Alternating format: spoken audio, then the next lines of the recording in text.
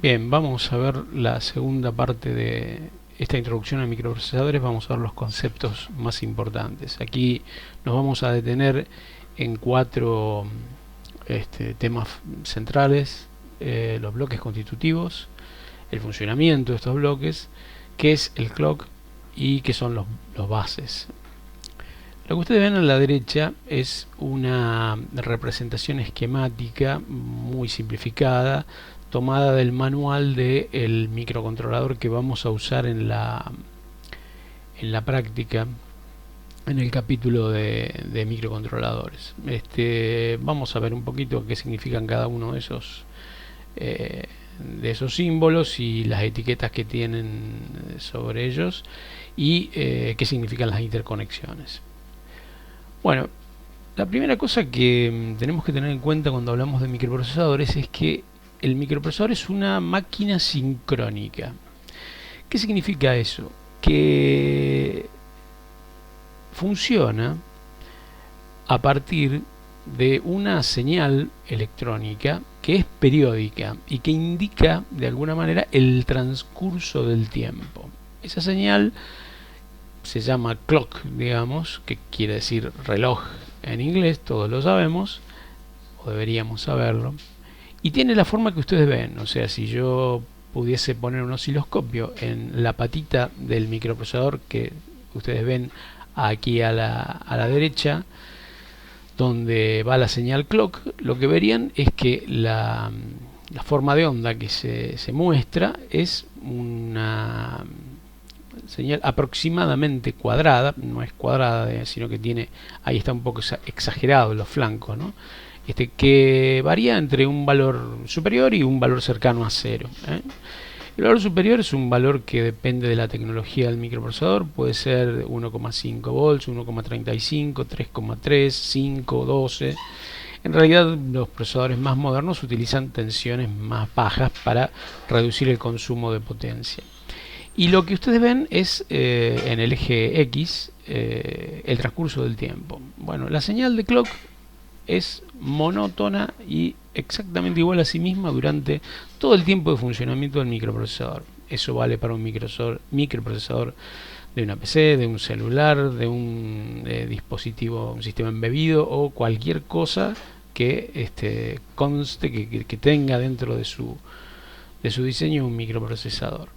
Está presente siempre, y es muy importante tener en cuenta que el microprocesador ejecuta las instrucciones del programa almacenado. Recuerden lo que habíamos dicho cuando empezamos a hablar de la arquitectura de von Neumann.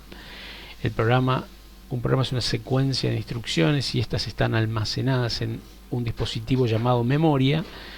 La unidad central del proceso recorre ese área de memoria donde está almacenado el programa, y siempre lo hace siguiendo a la señal de clock. Es decir, que si en un momento yo pierdo la señal de clock, esa señal se queda en cero, el microprocesador se detiene porque es una máquina que está sincronizada por esa señal.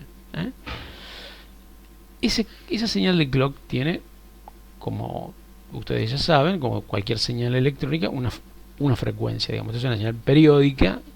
Claramente tiene una frecuencia, y fíjense, esa frecuencia se ha convertido en un argumento de venta, ya no de microprocesadores, sino de celulares, de computadoras, etcétera. Cuando uno dice mi celular tiene un microprocesador, qué sé yo, Snapdragon de 2,6 GHz, esos 2,6 GHz se refieren a la frecuencia de la señal de reloj. Claramente, si esa frecuencia es más alta, el microprocesador hace más cosas por unidad de tiempo, ¿no es cierto? 2,6 GHz, ¿qué significa? 2,6 mil veces por segundo esa señal va a 1, ¿no? Si no me equivoco en las cuentas. Bueno, cuanto mayor sea esa frecuencia, más capacidad de procesamiento tiene todo mi sistema, básicamente el microprocesador. Hablemos de la memoria. La memoria es un dispositivo electrónico. Bueno, allí dice electromecánico para no dejar atrás a la historia. En una época la memoria eran tarjetas de cartulina perforada o cinta de papel perforada. Eso ya no existe más hace décadas y décadas. También dispositivos magnéticos o hasta dispositivos ópticos, como los viejos DVD. Yo creo que ya ustedes han alcanzado a ver un DVD que tiene la capacidad de almacenar datos en formato binario. Nosotros vamos a hablar, cuando hablemos de datos y de información, siempre en el formato binario. No es el único que se puede utilizar, obviamente hay datos analógicos, pero acá nos vamos a centrar en los datos binarios, ceros y unos, ¿no? La memoria tiene una clasificación que viene desde hace mucho tiempo y que se está borrando de a poco. Ya les voy a explicar por qué. En memoria primaria, que es una memoria compuesta por semiconductores, digamos, por ejemplo la RAM dinámica, la RAM estática, todos los distintos tipos de ROM, ¿no? Y lo que se conocía históricamente como memoria secundaria, que generalmente eran los discos, los discos magnéticos, las cintas magnéticas y bueno, los DVD, los CDs. Pero hace no mucho tiempo aparecieron los dispositivos de estado sólido, que son memorias también, pero tienen una característica que es sumamente útil. Por ejemplo, un pendrive, ustedes lo desenchufan de la computadora, por supuesto ya no tiene más energía, y sin embargo sigue manteniendo su contenido hasta que no es reemplazado por algún método específico. Yo diría que esa clasificación de primaria y secundaria hoy tiene que ver con otras dimensiones que vamos a ver en unas diapositivas más adelante. Independientemente de la tecnología con que está implementada, de hecho ya vamos a ver qué significan estas siglas que pusimos acá, de RAM, SRAM, XROM. Toda memoria, desde el punto de vista conceptual, es un conjunto ordenado de bytes o palabras. Aquí aparece un concepto nuevo. El byte, todos lo conocemos, una agrupación de 8 bits. Un bit es un elemento lógico básico capaz de contener un 0 o un 1. Un byte son 8 bits.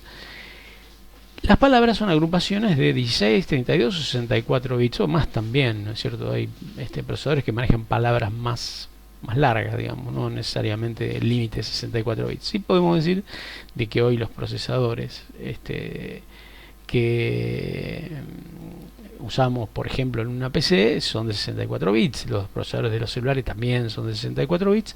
Nosotros vamos a usar en el capítulo de microcontroladores microprocesadores de 32 bits. Eso no quiere decir de que no tengan la potencia para hacer cosas muy interesantes, simplemente es una longitud de palabra. Básicamente podríamos interpretarla como el conjunto de información que se procesa en paralelo, digamos, ¿no? Sí, acá me interesa clasificar una memoria por criterios un poquito más relacionados con su utilización. Hay una primera clasificación que ustedes ya conocen, que es la de la persistencia, ¿no? La persistencia tiene que ver con qué ocurre con la memoria cuando se retira la energía. En términos electrónicos se dice cuando se retira la excitación o la tensión de alimentación. Hay memorias que son volátiles. El caso más representativo de estos es la memoria RAM que ustedes tienen en una PC, bueno, tiene 4 GB, 8 GB o 16, 32, alguna potencia 2.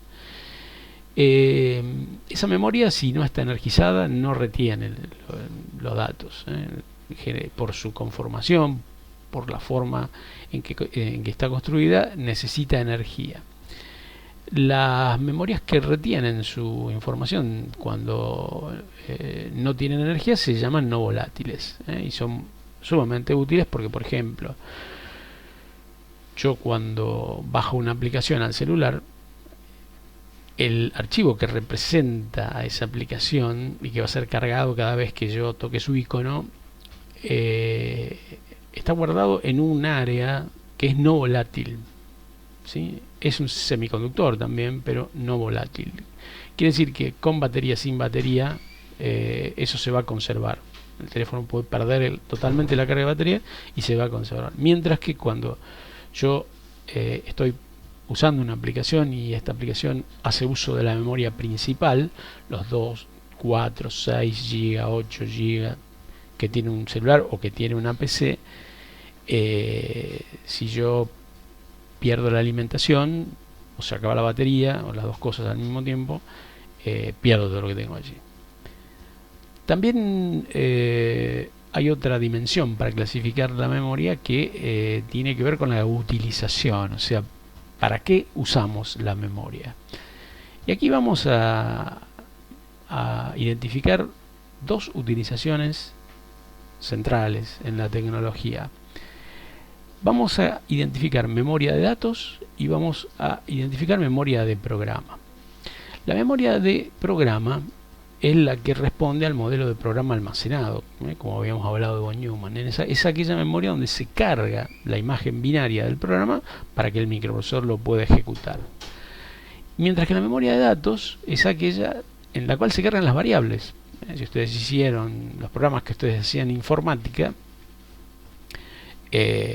manejaban variables enteras, variables de carácter, qué sé yo, arreglos. Bueno, eso reside en una memoria llamada o clasificada, digamos, como memoria de datos. También tenemos otra clasificación que ya es mucho más electrónica, digamos, y por lo tanto interesante para nosotros que estamos estudiando ingeniería electrónica, que es la clasificación por tecnología. La clasificación por tecnología distingue tres niveles, podría ser más fina, pero digamos en forma bastante macro, puedo decir de que hay registros, memoria caché y memoria externa. Vamos a ver un poquito qué es todo esto. Primero, todas las memorias de las que le hablé tienen un modelo lógico que es este que está acá, o sea, son una pila de posiciones, cada una de las cuales tiene una longitud, o sea, puede contener un dato de una cantidad de bits. Los bits se enumeran de 0 a n, como dice acá, de 0 a n, con lo cual la cantidad de bits que tiene cada posición de palabra es n más 1. Por ejemplo, hay memorias organizadas en bytes, entonces la longitud de palabra es 8. Hay memorias organizadas en palabras de 16 bits, con lo cual la longitud, primero el índice va de 0 a 15 y la longitud de 16, y así sucesivamente. Siempre la longitud de palabra es un múltiplo de 2, digamos, una potencia de 2, diría. Y hay algo muy importante, como esto es una organización secuencial de posiciones, hay una dirección, que es una especie de etiqueta que se le pone a cada posición de memoria para distinguirla del resto. Acá está un poquito superpuesto el gráfico. En realidad esta sería la posición 0, esta sería la posición 1 y esta sería la posición 2. Aquí se subieron, hay que corregirlo. Y así continuando, no van a encontrar dos posiciones de memoria con la misma dirección. Esa dirección es una etiqueta. Se enumeran secuencialmente del 0, perdón, hasta la cantidad que tenga, ¿sí? Van a ver también de que hay etiquetas que no están en decimal. ¿Esto qué es? Esto es un hexadecimal y por eso dice 0x, siguiendo la convención del lenguaje C, que ustedes ya conocen. El lenguaje C, 0x, identifica un número hexadecimal. ¿Qué es hexadecimal? Un sistema de numeración que en lugar de 10 símbolos, como el decimal, tiene 16. Tiene del 0 al 9, A, B, C, D, E y F. Son 16 símbolos. ¿Por qué se usa el hexadecimal? Primero, porque hace mucho que se usa y nadie tiene muchas ganas de cambiarlo. Segundo, porque puede direccionar realmente mucho. Puede direccionar mucho más que el decimal. Y tercero, porque bueno, nos gusta complicar un poquito las cosas como para que no sean tan fácilmente entendibles. De todas maneras van a ver de que cada posición de memoria es capaz de contener un dato de n más 1 bits, siendo n la posición de mayor orden y 0 la de menor orden, y además tiene una etiqueta que se llama dirección. Eso reténganlo porque es muy importante y después lo vamos a ver cuando empecemos a trabajar con el terror de todo el mundo cuando le hablan del lenguaje C o C++, los punteros. Bien, acá está mucho más clarito una posición de memoria, tiene desde el bit 0 hasta el bit n, esto lo podría haber representado al revés, digamos, el 0 a la izquierda, el n a la derecha, no es tan importante. La posición de memoria es el rectángulo azul y esa posición de memoria tiene contenido, o sea, hay n más 1 bits que tienen una colección de ceros y unos que representan algo, no sé qué, y tiene esta posición de memoria una etiqueta que es su dirección. Fíjense, esta es la 0F00400. Es fundamental retener la diferencia conceptual que hay entre el contenido de una posición de memoria y su dirección. ¿Sí? Acá adentro puede estar, qué sé yo, el número pi o el número 4 o un 0. Su dirección va a seguir siendo esta, independientemente de lo que haya adentro. Porque esto tiene que ver con el hardware de la computadora donde está esta memoria. ¿Sí?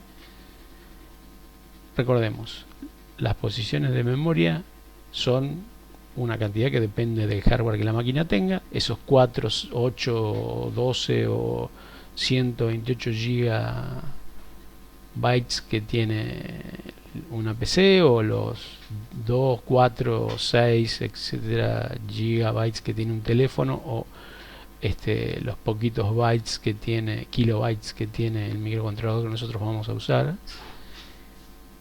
Y lo que contienen depende del programa, depende del destino al que se da esa memoria y, por supuesto, depende de la ejecución de los distintos programas. Bueno, vamos a ver un poquito el tema tecnológico, o sea, desde el punto de vista electrónico. ¿Cómo se clasifican? Habíamos hablado de memoria de tipo registros, tipo caché, principal. Bueno, acá está un poco más desarrollado ese concepto. Fíjense, empezando arriba y a la izquierda en la tabla, nosotros tenemos en la primera columna, digamos, el tipo de memoria, ¿no? Los registros son áreas de memoria que están dentro del mismo chip que el microprocesador. Por eso la tecnología se llama on-chip, que quiere decir dentro del chip, en el chip. Están hechos con los mismos transistores con que se hace la unidad aritmética lógica o la unidad de control, con la diferencia que se destinan a almacenar datos e instrucciones. Esos registros tienen la particularidad de que, al estar cerca del chip, pueden trabajar a la velocidad de reloj del CPU. O sea, el tiempo de acceso está en el orden de menos de nanosegundos, digamos, para los procesadores modernos. Nanosegundos, 10 a la menos 9 segundos. Claramente no podemos tener gigabytes de registros, porque deberíamos proveernos de una oblea de silicio demasiado grande. Entonces los registros son generalmente cientos de bytes y no más, digamos. Por supuesto que cuanto más poderoso es un microprocesador, por decir, si ustedes ven un microprocesador de los que se usan en los servidores, que tienen múltiples cores y una frecuencia de reloj muy alta, estamos hablando de quizás de más de cientos de bytes. En un microprocesador que usamos en un celular o que usamos en una PC, una notebook, sí está en el orden de cientos de bytes. Lo importante es que para el CPU acceder a un dato, a un byte o una palabra, digamos, que está contenida en un registro, lo hace a la velocidad de reloj con que funciona. Con lo cual, lo que está en los registros se accede rapidísimo. Hay una segunda jerarquía de memoria que se llama memoria caché. La memoria caché es un área que está diseñada para ofrecer un punto intermedio entre lo que está dentro del chip y lo que está fuera del chip. Y de hecho tenemos, digamos, lo más frecuente encontrar 3 niveles de caché, que se denominan L1, L2 y L3. L1 es un caché que está dentro del chip, L2 es un caché, L2 y L3 son memorias que están contenidas en chip de soporte, digamos, están fuera del chip donde está la CPU, y están construidas con una tecnología que se llama RAM estática, por eso tienen la S delante de la sigla RAM, Static RAM, ¿no? L1 se accede a la velocidad de clock de la CPU, o sea que el caché L1 es una extensión de los registros, digamos. L2 y L3 están en el orden de los 10 nanosegundos de acceso, de tiempo de acceso en los procesadores modernos. Claramente L1 tiene kilobytes. Perdón, estamos hablando de kilobytes en procesadores, como les decía, un i7, por ejemplo, de una notebook poderosa, o un Qualcomm 888, digamos, que tiene un celular de alta gama, digamos, ¿no? De hecho, el microcontrolador que nosotros usamos no tiene ningún caché L1. Mientras que L2 y L3 están en el orden de megabytes, pueden llegar al orden de megabytes, ¿no? Depende un poco también de la arquitectura y del fabricante, ¿sí? Lo importante de esto es que, bueno, los tiempos se mantienen en nanosegundos. ¿Por qué es importante saber el tiempo de acceso de una memoria? Porque yo tengo que, un programa me pide hacer una operación aritmética, sumar dos números enteros, la más sencilla que puedan imaginar, 3 más 2, digamos. El 3 hay que ir a buscarlo a un lugar, el 2 hay que buscarlo a otro lugar. Si ese 3 y ese 2 están en los registros de los microprocesadores, se va a hacer a una velocidad de menor que un nanosegundo. Si está en el caché L2 o L3, me voy a tardar 10 nanosegundos por cada uno. Fíjense si está en la memoria principal, de orden de ya decenas o centenas de nanosegundos, depende de la tecnología. Acá esto quedó un poco viejo. La RAM que nosotros vemos en las PC, por ejemplo, decimos, bueno, este PC tiene 8 GB, por decir, ¿no? Eso de RAM se llama RAM dinámica. ¿Por qué dinámica? Porque tiene una característica constructiva que hace que no solo tiene que estar energizada, sino que sí tiene que ser leída sí o sí a intervalos de milisegundos. Si no, se pierde su contenido, así está energizada. Pero bueno, es un tema constructivo, ustedes ya lo verán más adelante en la carrera. Sí podemos decir de que, bueno, hay una característica de los fabricantes que nomina esas memorias como DDR, y ahí tenemos DDR2, DDR3, DDR4 y hoy hay DDR5. A medida que va creciendo el número que siga la sigla DDR, que no me acuerdo exactamente qué significa, ustedes lo que tienen es más gigabytes a disposición y menos tiempo de acceso. Por ejemplo, las DDR5 vienen con las placas de video Nvidia o AMD, digamos, que las placas más desarrolladas, digamos, ¿no? Que tienen capacidad realmente de hacer captura de video en tiempo real, de representar, bueno, estos gráficos tan realistas que podemos ver, digamos, hoy en las pantallas, los 4K, los 8K, etcétera, ¿no? El DDR5, bueno, recién está apareciendo en algunos servidores, y hasta que llegue a las computadoras de escritorio, las notebook, va a tardar un poquito porque todavía es una tecnología cara. Pero sí, bueno, podemos ver de que el tiempo de acceso sigue siendo bajo, a pesar de que es bastante más alto, 100 veces más alto que la de un registro. La ventaja está acá. La memoria principal tiene tamaño de gigabytes, y hoy las aplicaciones necesitan gigabytes, por lo menos las que corremos en una PC o en un celular, ¿no? Bueno, tenemos memoria externa por el caso de hablar de una tecnología que son los discos de estado sólido. Ya esto quedó hasta obsoleto porque disco viene de la denominación que tenían los dispositivos de almacenamiento electromecánicos con sustrato magnético, ¿no? Que son los hard disk drive, estos que están aquí abajo. Ya los SSD no son más un disco, son una plaqueta con chips arriba, digamos, y de hecho hoy se usa una tecnología que está desplazando un poco SSD, que se llama NVMe, digamos, que significa memoria no volátil, memoria RAM no volátil. Estas memorias tienen una tecnología llamada EEPROM, que significa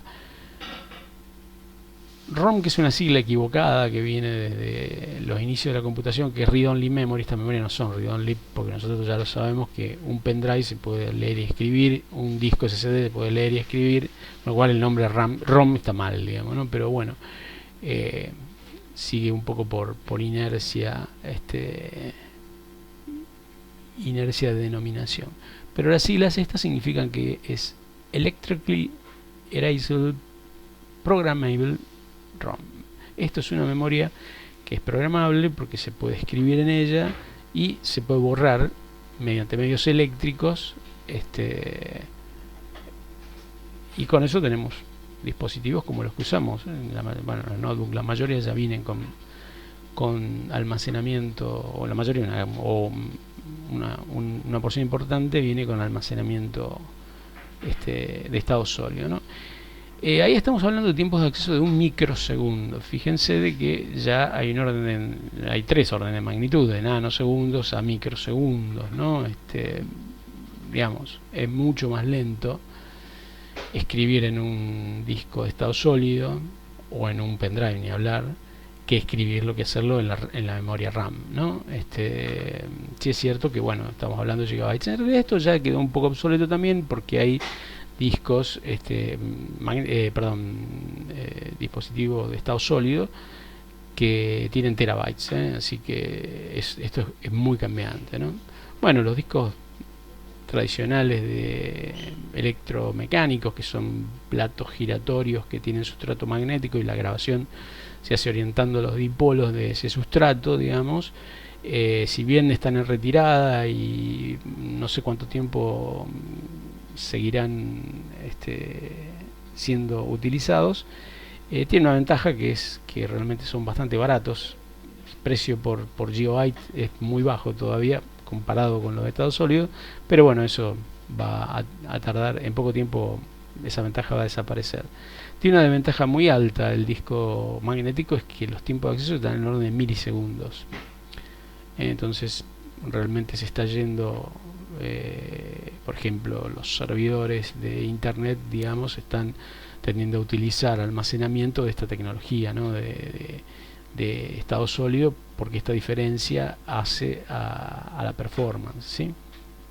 Bueno, y después dos rémoras del pasado que cada vez se usan menos, yo diría que prácticamente están en desuso: la unidad de video, de disco de video, el DVD, ¿no? Que está arriba de los 100 milisegundos, y las cintas magnéticas. Esto no está tan en retirada porque sirven para respaldar información, más allá de que su tiempo de acceso sea asquerosamente alto. Tienen terabytes de capacidad, es imbatible la relación almacenamiento-precio que tienen, y sobre todo permiten hacerlo a un costo muy accesible y permiten que yo grabe todos los datos que tengo, todos los que me interesan, en un dispositivo que es removible, o sea que lo puedo quitar de la unidad que lo grabó y llevarme al otro lado. Eso permite proteger esos datos, y de hecho se usa no sé, por decirle, los bancos hacen respaldo de su información en cinta magnética, y lo van a seguir haciendo por mucho tiempo, porque es el medio más accesible y más seguro hoy para proteger la información, en la medida en que la tecnología de memorias de estado sólido no las reemplace con una opción más barata. Bueno, esto van a ver mucho más adelante en la carrera. Si nosotros hacemos un gráfico de tiempo de acceso en las abscisas y costo por bit en las ordenadas, vemos que, por ejemplo, los registros tienen un tiempo de acceso muy bajo, están acá, pero a la vez el costo por cada bit en un registro es alto porque está dentro del chip y eso cuesta, ¿no? Lo mismo, bueno, hay una curva, digamos, que de alguna manera favorece en lo que hace al costo a los dispositivos más lentos, y penaliza a los dispositivos más rápidos. Pero esto también, digamos, no es una verdad absoluta y va cambiando en el sentido que la tecnología flash ha ido madurando y yo diría que su costo se va haciendo menor y se van corriendo hacia la izquierda, ¿no? Lo mismo que la RAM. Bien, vamos a hablar un poquito de los registros, que dijimos que era el primer nivel en esa jerarquía, el más alto nivel de memoria. La CPU, o sea, la oblea de silicio donde ustedes tienen ahí grabado el microprocesador, además de los componentes de la arquitectura de von Neumann, o sea, la unidad central de proceso, la unidad aritmético lógica, hay un conjunto de dispositivos cuya función es solo almacenar datos en forma temporal. Esos dispositivos son agrupación de celdas que permiten representar ceros y unos, ¿no? Y bueno, ¿para qué se usan? Bueno, para manipular operandos fundamentalmente, ¿no? Para manipular punteros, para tener disponibles rápidamente el contenido de variables con las cuales se hacen operaciones.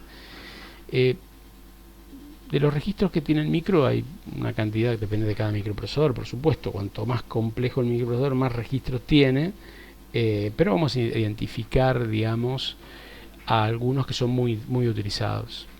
Hay uno llamado contador de programa, que contiene la dirección de memoria de la próxima instrucción que se va a ejecutar. Cuando yo vengo ejecutando un programa con el microprocesador, ese registro contiene un puntero. Ese puntero es una dirección de memoria, o sea, tiene esa etiqueta que dijimos que tenían las celdas de memoria y le sirve al CPU para saber cuál es la próxima instrucción que tiene que ejecutar.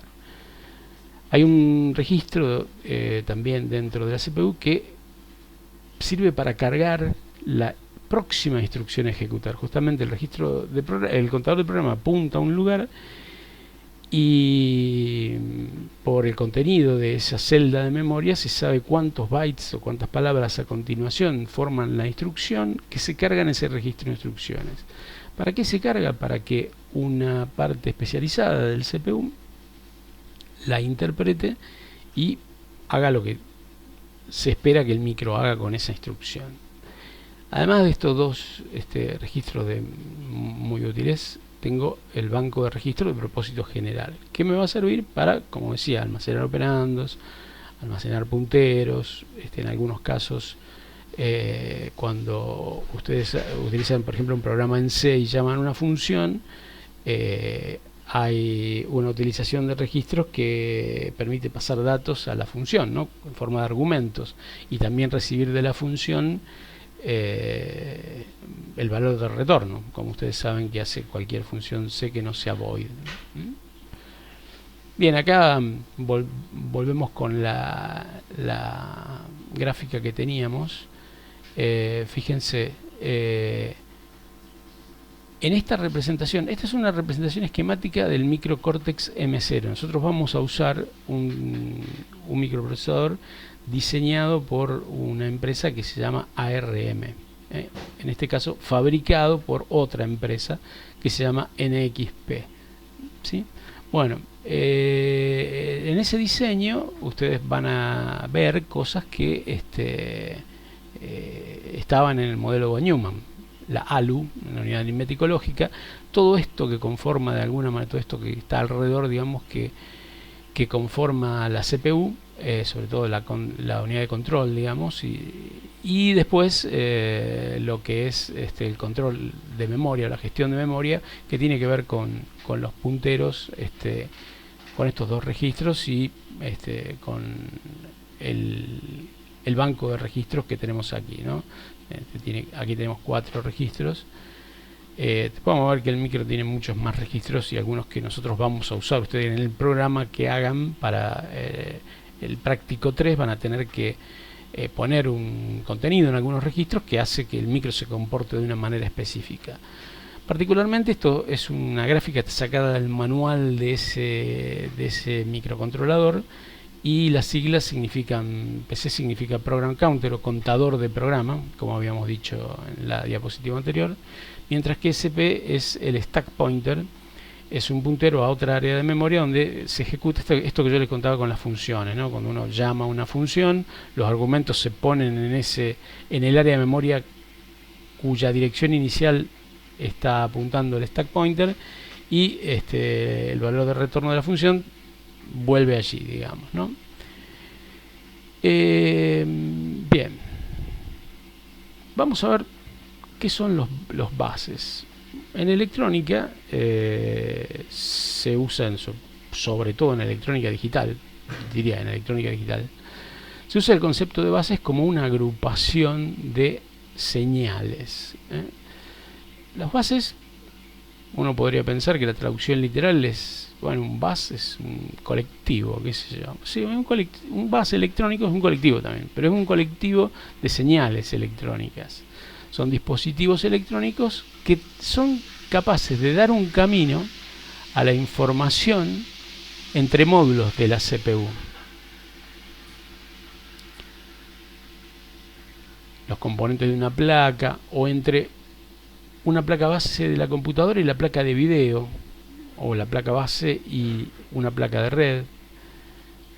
En definitiva, son interconexiones, y tienen la capacidad de rutear señales. Esas señales en general son señales digitales, con lo cual son bits, digamos, ¿no? Hay bases de dirección, hay bases de instrucciones, ya vamos a ver específicamente, pero caracterizan los bases su ancho en bits, o sea, son de 8, 16, 32, 64, 128.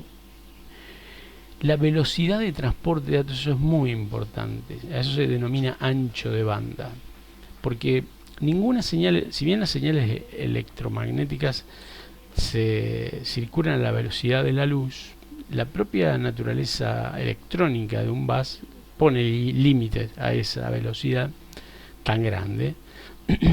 Y en definitiva están, por construcción, los buses limitados en cuánta información puede transmitir por unidad de tiempo, ¿no?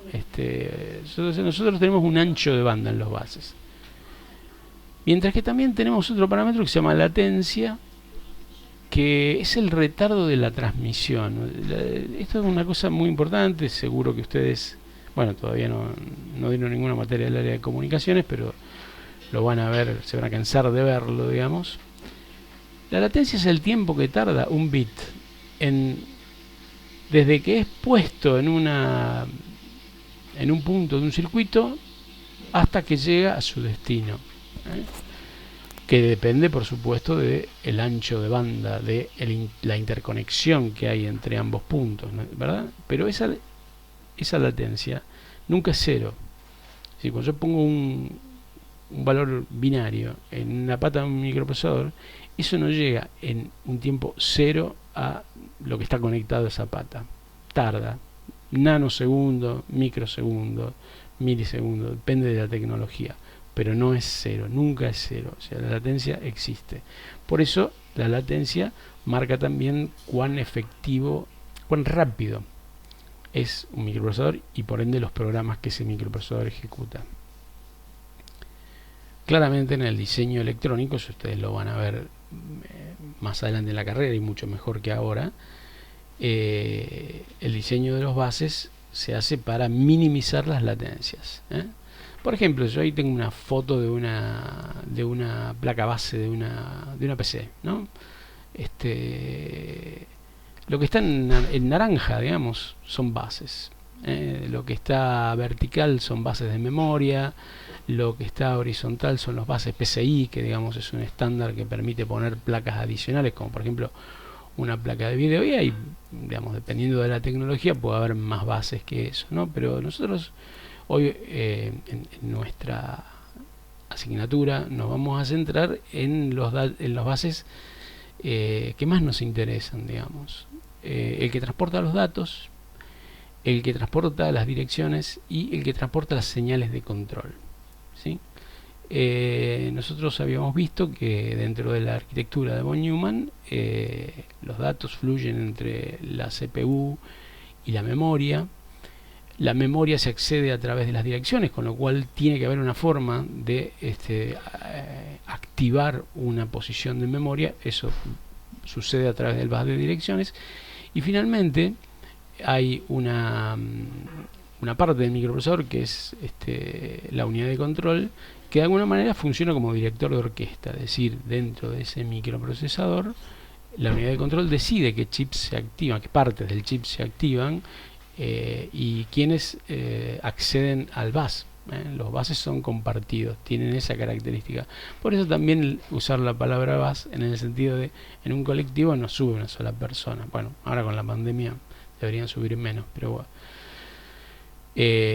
sube más de bueno. Entonces los buses son de acceso colectivo. Hay distintas partes dentro de un microprocesador y una placa como la que estamos viendo en la foto que quieren acceder al bus al mismo tiempo. Entonces tiene que haber una arbitración, o sea que hay dispositivos específicos destinados a controlar el acceso a esos buses, y esos dispositivos utilizan el bus de control. Bien, veamos la unidad aritmético-lógica. Esta es una parte constitutiva muy importante de la arquitectura de von Neumann. Fundamentalmente fue definida por von Neumann como algo, en ese momento él no sabía que iba a ser un conjunto de transistores, digamos, que ni siquiera había transistores. No recuerdo si ya había transistores en la época de von Neumann o no, pero no importa. Pero él lo definió como algo, una parte de su computador, digamos, ideal, especializado en ejecutar operaciones aritméticas. ¿Qué son las operaciones aritméticas? Muy sencillas, las que están acá, más y menos. Ni siquiera la multiplicación, ni siquiera la división. La división es una multiplicación. Y la dirección, como les decía, es una